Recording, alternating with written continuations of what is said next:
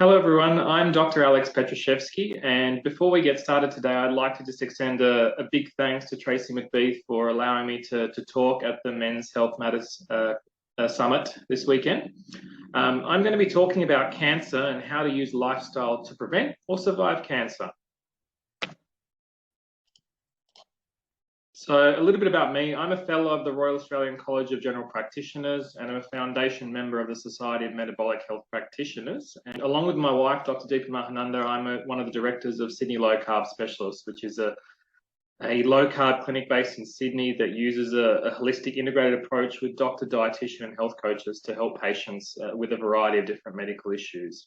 Before this, I actually spent many years working in Southwest Sydney Cancer Care Services. So I've got a lot of experience treating patients with cancer. So more on the cancer treatment side once patients had cancer. But at that time, I didn't really spend a whole lot of time thinking about prevention of cancer. And that really started happening when we moved into general practice later on. So in 2020, about 150,000 new cases of cancer were diagnosed in Australia. And at the moment, the rough estimates are that 1 in 2 Australian men and women will be diagnosed by the age of 85 with some form of cancer. And unfortunately, cancer is still a leading cause of death in Australia, taking about 50,000 lives every year. If we look at the most commonly diagnosed cancers in Australia, we get this list of the top 10. Okay, so prostate cancer, melanoma, colorectal cancer, lung cancer, and lymphoma make up the top 5, and there are some others there. In terms of men's health, one cancer that often gets a lot of attention is testicular cancer, and you can see here it's actually relatively uncommon compared to some of these other types of cancer. If we look at which cancers are actually causing death in Australia, the list is somewhat different. So there are a lot of the same cancers here, but we can see that lung cancer is a particularly lethal cancer, so it kills proportionately a lot more people than some of the other cancers. And unfortunately, brain cancers, even though they are quite rare, they have a very high mortality rate. In terms of the good news, though, melanoma, despite being a very common cancer in Australia, is often now picked up quite early. So the prognosis is quite good when it's treated in an early stage, and more sun safety and more skin cancer awareness has really helped with that in Australia over the last 30 years. So over the last half a century, the prognosis of many cancers has actually improved, and that's largely down to 2 things: improved treatments, so better surgery, better chemotherapy, better radiotherapy, and improved detection. So we're able to find cancers at an earlier stage, and that really comes down to preventative screening, which I'll talk about later on. So what I'm going to do now is I'm going to run through some golden rules for cancer prevention. So something you can take away, regardless of what your individual circumstances are, and hopefully help you lower your risk of getting cancer in the future. So I'm going to give you 10 golden rules, 5 do's and 5 don'ts. So let's start with the don'ts, and we'll get the obvious ones out of the way. So don't smoke, rule number 1. Cigarette smoking is a major cause of cancer, and cigarette smoke actually contains more than 7,000 chemicals, including at least 69 carcinogens. And in Australia, it's one of the leading causes of cancer deaths, so it's actually responsible for over 16,000 cancers. Quitting smoking can help prevent cancer recurrence if you've been diagnosed in the past as well, so it's not just about preventing the first cancer. And not only that, it can cause cancer in pretty much every organ in the body. So everyone thinks about lung cancer, but there are many other tissues and organs that can be affected by cigarette smoke. Smoking cessation is obviously then a major priority for someone who's a smoker who wants to reduce their risk of cancer. So we have a couple of options. So pharmacotherapy includes 3 major classes. So we've got nicotine replacement therapy, so patches, gum, inhalers, all potentially useful. And we have 2 tablet drugs, Champix and Zyban, which can be used. None of these are a magic bullet, but they really help with cravings, and so they will reduce the risk of relapsing in someone who's trying to quit. And then we've got the non-pharmacotherapy type treatments as well. So that includes Quitline and other counselling services. There are smartphone apps that can help. And then in some people, hypnotherapy can be useful, although the data on this is a little bit more mixed. Right, rule number 2, don't drink alcohol to excess. So alcohol is actually a group 1 carcinogen and actually has synergistic effects with tobacco. So unfortunately, in short durations or in small amounts, it's not a problem, but in chronic use, So in people who are drinking more than one alcoholic drink a day and binge drinkers, they have a moderately increased risk of some cancers. And these are typically the cancers that are the organs that are going to come in contact with the alcohol. So all the way from the mouth through to the gut, essentially. And it's estimated that about 5.6% of cancer cases in Australia each year are directly attributable to long-term chronic use of alcohol. And just to sort of show you the proportions, in terms of head and neck cancers, your risk is between 1.5 and 3 times greater. And with esophageal cancer, it can be up to 5 times higher risk if you're a heavy drinker. Liver cancer is doubled, and colorectal cancer is increased by 1.5 times if you're a heavy drinker. Golden rule number 3, don't be insulin resistant. So to be insulin resistant is to be unhealthy in some way. Whether it's diabetes, heart disease, dementia, or cancer, it will cause some problem in the future. And I'm sure there are other speakers who are going to be talking about insulin resistance at this weekend, but just as a quick rundown, insulin helps you control blood sugars because your blood sugar level is tightly controlled and it can't go higher. So your body uses insulin to do this. Unfortunately, if we're chronically pumping out large amounts of insulin, your cells in your body can become insulin resistant. And this diagram shows you that in a pictorial form. So a normal cell uses insulin to bring in glucose into the cell through the insulin receptors, but an insulin resistant cell has less of these receptors. And so you're needing more insulin in the blood to get the job done, in essence. And really, end-stage insulin resistance is essentially type 2 diabetes, which is increasingly prevalent. If we look at the symptoms of insulin resistance, or what we call metabolic syndrome, you can see they can be quite varied. So fatigue, inability to focus, high blood pressure, abnormal cholesterol readings, and the classic body shape picture of that central adiposity or apple-shaped body where the waist is really where the fat is being held. Why is this relevant for cancer cells? Well, insulin is a direct growth factor for cancer cells. So it directly causes them to divide and to grow. And it also has an effect on a particular kind of receptor found in many cancer cells called IGF-1, or insulin-like growth factor. So this growth factor really pushes cancer cells to grow and to metastasize or spread to other parts of the body. So we really don't want to be stimulating these receptors in the body abnormally. Insulin resistance also has direct effects on the intestinal microbiome. So the gut microbiome is changed to be more pro-inflammatory, and we know that inflammation is another major driver of either cancer cell formation or tumor growth once a cancer is actually formed. And if we look at the risks of cancer if you're diabetic, which is again that end-stage insulin resistance, you can see they're more than doubled in some cases. So just being diabetic is a major risk factor for cancer. Similarly, obesity, so even if you're not actually diabetic, the relative risk of getting certain cancers is increased as well. So what can we do about this? Well, thankfully, we've got many strategies that can potentially help to reverse insulin resistance. And that includes the whole gamut of lifestyle strategies. So that's nutrition, stress management, sleep strategies, exercise. They are all very relevant. We can use some pharmacologic agents, so metformin and a newer class of drugs called GLP-1 agonists. They can be useful. And then there's also the option of bariatric surgery, which is usually seen as a last line effort. And there are some concerns about long-term relapse in patients who have bariatric surgery who can't address their nutrition or their dietary preferences. So one particularly useful way to reverse insulin resistance is with a low-carb diet.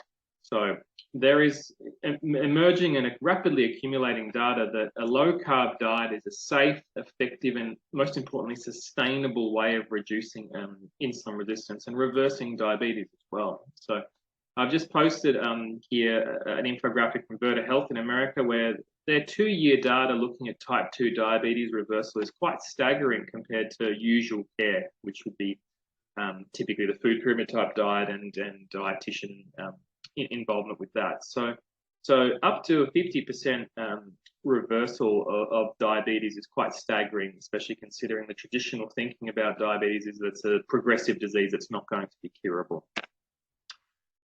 Unfortunately, when it comes to cancer prevention diet, there's no clear evidence about what the best diet to eat is. So people can speculate, and being a low-carb practitioner, I have clear bias when it comes to that, but unfortunately we can't say with any certainty based on long-term studies what the definite diet will be. But we can say that you should not eat processed foods or seed oils.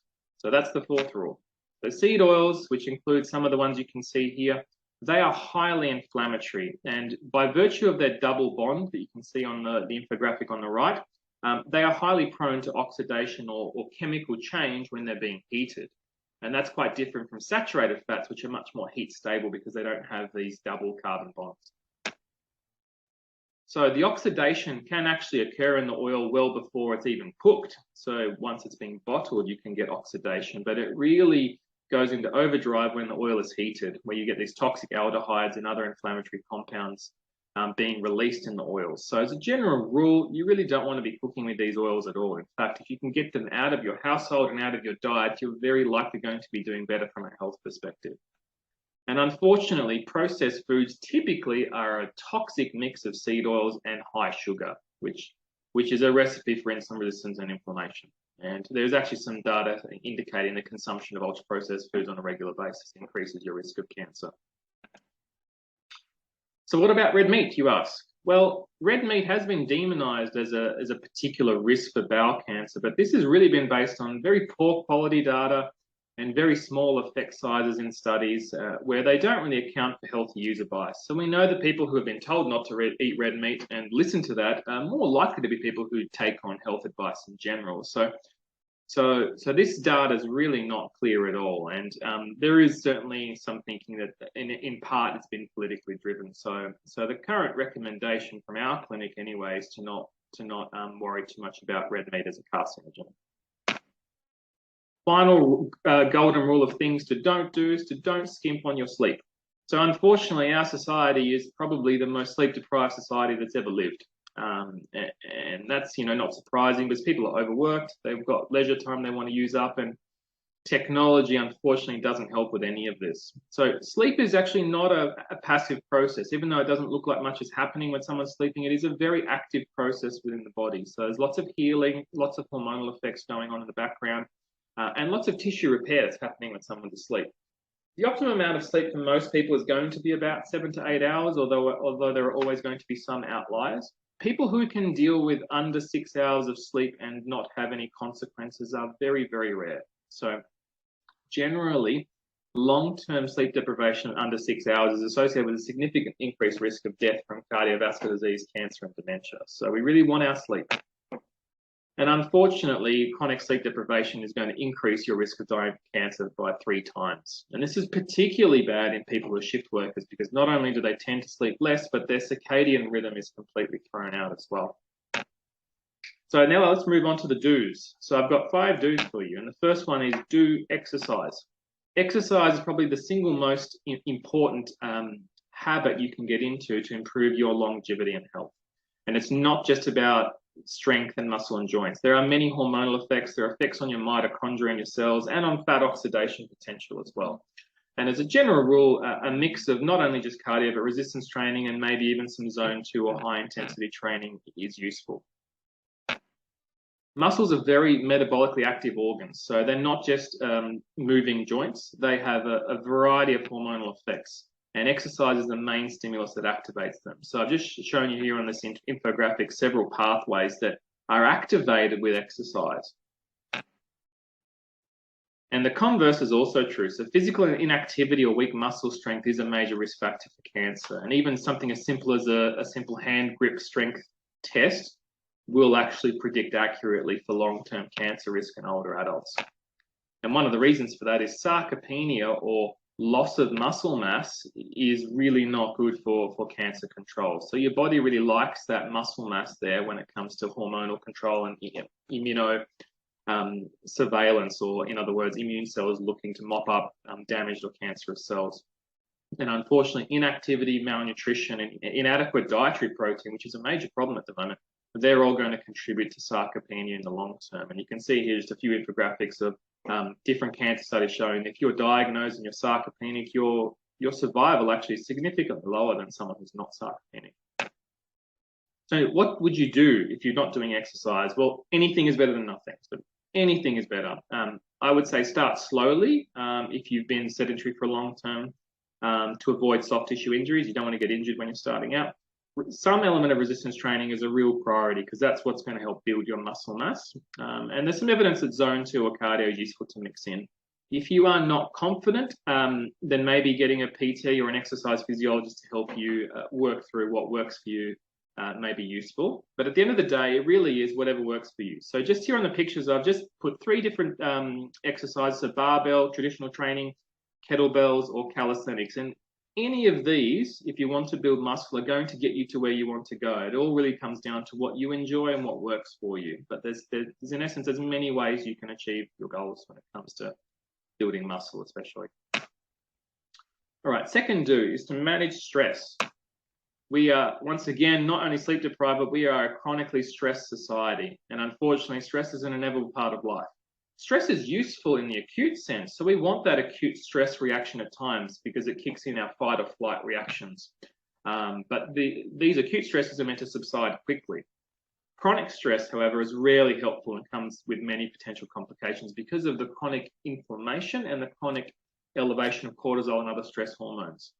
And you can just see here how that works. So chronic stress activates the hypothalamus pituitary adrenal axis, and this suppresses your immune system and causes activation of signaling pathways in cancerous or precancerous cells. It also promotes insulin resistance and sarcopenia, unfortunately, which we've already discussed. So this is bad news in the long term. Epidemiology studies of chronic stress are somewhat mixed, and it's a tricky area to study, but there is some data suggestive of worse outcomes once you've actually been diagnosed with cancer, and it can actually increase your metastasis risk if you've got cancer and you're chronically stressed. So in terms of what to do, we want to remove as many toxic influences from our lives as possible, whether that's work situations, friends, family who are negative influences. We want to practice meditation or yoga or mindfulness, some of these things that help us manage stress. We want to get adequate sleep, as we've already discussed. And once again, if we're not confident with all of these things, then that's when we can consider a psychologist or a counselor or even a health coach to help work through how to manage stress, because everyone's a little bit different. All right, the third do I'd like to share with you is engaging in preventative screening. Now, this is an area that men traditionally have not done as well as women in, but we want to really promote the things that are in our control. So there's a few cancers that we can actually successfully screen for and that the government has screening programs for. The first one is bowel cancer.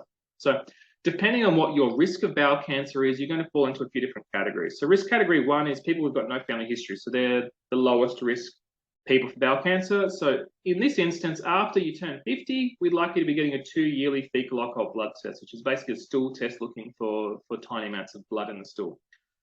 If you're risk category 2, so if you've had one family member had bowel cancer under 55 or 2 family members who've had bowel cancer at any age, then we'd usually suggest a colonoscopy 5-yearly after 45.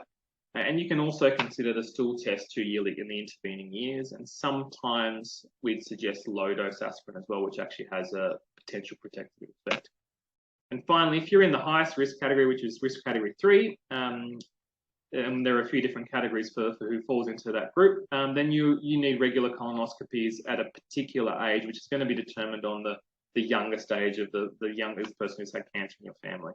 And in these people, they may also need some genetic assessments to figure out whether there's a particular genetic condition that might be predisposing the whole family to getting bowel cancer. Prostate cancer is the second cancer we can successfully screen, and typically a PSA blood test starts from 50. It's 2-yearly in people who've got low risk, but it can be changed to yearly for people who've got particularly high risk. Most men will be delighted to hear that the digital rectal examination is not usually recommended as a screening test anymore, and it's only really used for people who've got new prostate symptoms. And finally, skin cancer in Australia is a very relevant concern given our hot sun and high sunburn risk. There isn't actually a government program or guideline for skin cancer screening, but we offer it to people opportunistically at any age if they want it, or after 40, I would typically suggest it, given that we do live in Australia. And especially if you've got a family history of skin cancer, particularly melanoma, or if you're high risk because you're on immunosuppressants or you have very fair skin. And for some individuals who've had skin cancer in the past, we even have to do 6 monthly skin checks for them because we want to identify skin cancers at a very early stage if possible. The next do is to fast intermittently. So we know that fasting, or aka time-restricted feeding, is a long-term strategy that's been used for many, many millennia. And that can be characterized in any which number of ways. So that can be the 16-8 method, where you fast for 16 hours, eat for 8 hours. It can be 24, so fasting for 20 hours, eating for 4 hours. And there's a few different other ways, like the 5-2 fasting method. So many different ways to split this up. It has very potent inherited advantages because calories and protein are not restricted when you're doing this. It can accommodate dietary preferences or restrictions or the lack thereof. So if someone is not willing to change what they eat, then it's still possible to change when they eat. So it really offers that inherent flexibility. There are many significant metabolic changes that happen during fasting. So reduced blood glucose levels, glycogen depletion, reduced insulin levels, and increased insulin sensitivity. So all really useful things when it comes to reduction of insulin resistance particularly. And you can see this on the graph here. So fat burning zone is really in that fasting period, especially once you get past sort of 12 hours. And this just shows you one of the other effects, which is the increased effect of autophagy when you're fasting. So basically what this means is your body, when you're fasting, is going to be looking for damaged cells or damaged parts of cells to gobble up and to digest so that it can be broken down and turned into new fresh cells. So it's basically cellular maintenance and repair. And so in this way, we're really preventing damaged cells from turning into cancer cells in the first place. And there's many different research papers looking at all of this. My final do to give you is to live a low tox life. So toxins are ubiquitous. They're everywhere in modern society, and we cannot avoid them completely. But there are some that are in our control. So pesticides and herbicides, especially the ones that are going to be ending up on our food that we eat, are a major concern. So two major categories here are glyphosate, which does have effects on the microbiome and increased cancer risk.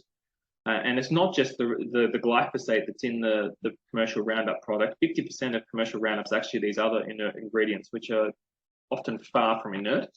And then we've also got organophosphates, which are commonly used on commercial food as well. And they've got an increased risk of not only cancer, but neurotoxicity. So they're associated with ADHD in children and decreased IQ as well. And you can just see here on the infographic the difference when it comes to how much organophosphate you're getting in compared to with conventional foods compared to organic foods.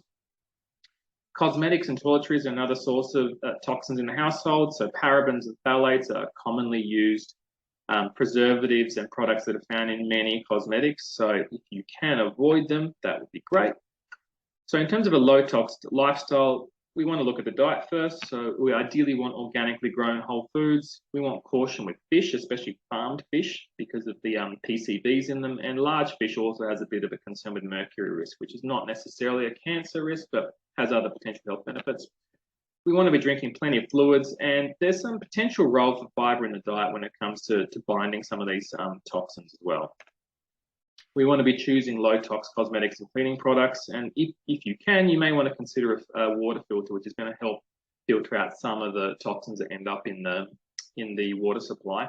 And finally, we also want to support adequate detoxification pathways. So again, we can't avoid all the toxins, so we've got to give our body the best chance to be able to clear them. So healthy diet is a major part of this. But sauna can help as well, because some of these toxins you can actually sweat out rather than excreting. So in conclusion, cancer is common, cancer is deadly. It's a major fear for many people when it comes to their health. You cannot control your genetics, but as I've outlined, there are many things that are in your control that you can look at. And so there are strategies that reduce your cancer risk, but they also, at the same time, are very likely to improve your health in a variety of other ways. So that's something to consider when you're looking at longevity and health span in general. All right, so that's the end of my talk. Thank you so much for listening. And once again, thank you to Tracy for putting this summit all together.